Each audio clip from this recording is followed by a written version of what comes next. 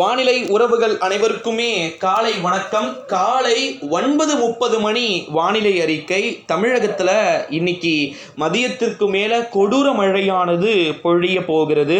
கடந்த 24 மணி நேரத்தில் எங்கு எல்லாம் மழை பொழிந்திருக்கிறது, எந்தெந்த இடங்களில் எப்படிப்பட்ட மழையளவு பதிவாகி இருக்கிறது அப்படின்றத தான் இந்த வீடியோவில் பார்க்க போகிறோம்.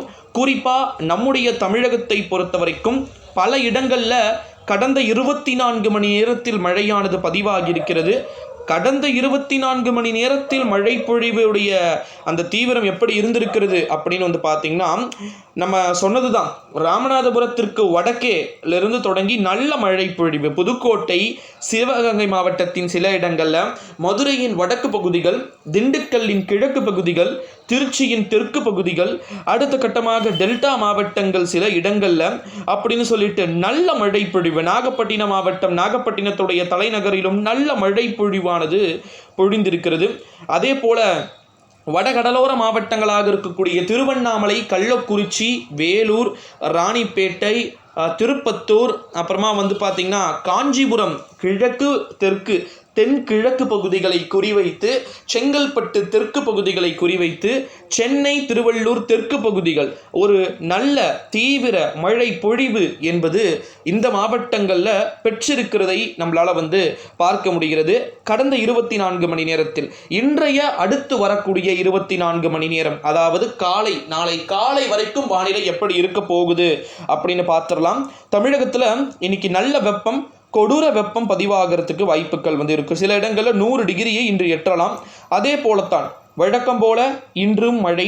மாலை ஒரு 3 மணி 4 மணிக்கு பிறகே சில இடங்களில், ஓரிரு இடங்களில் மதியமே கூட 2 மணி 3 மணிக்கு கூட மழை மேகங்கள் உருவாக தொடங்கிவிடும்.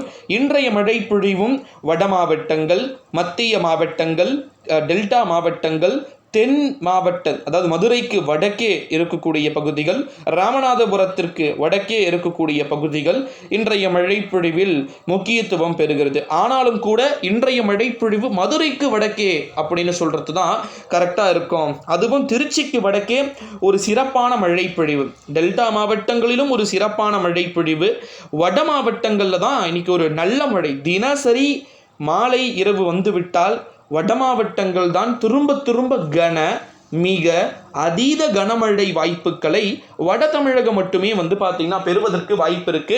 இன்று இரவும் மாலை இரவு சென்னை, திருவள்ளூர், காஞ்சிபுரம், செங்கல்பட்டு, ராணிப்பேட்டை, வேலூர், திருப்பத்தூரை காட்டிலும் வேலூரில் நல்ல மழை இருக்கும். கனமழை வேலூரில் இருக்கும். ராணிப்பேட்டையில் மழை என்பது மிக கனமழையாக மாறும்.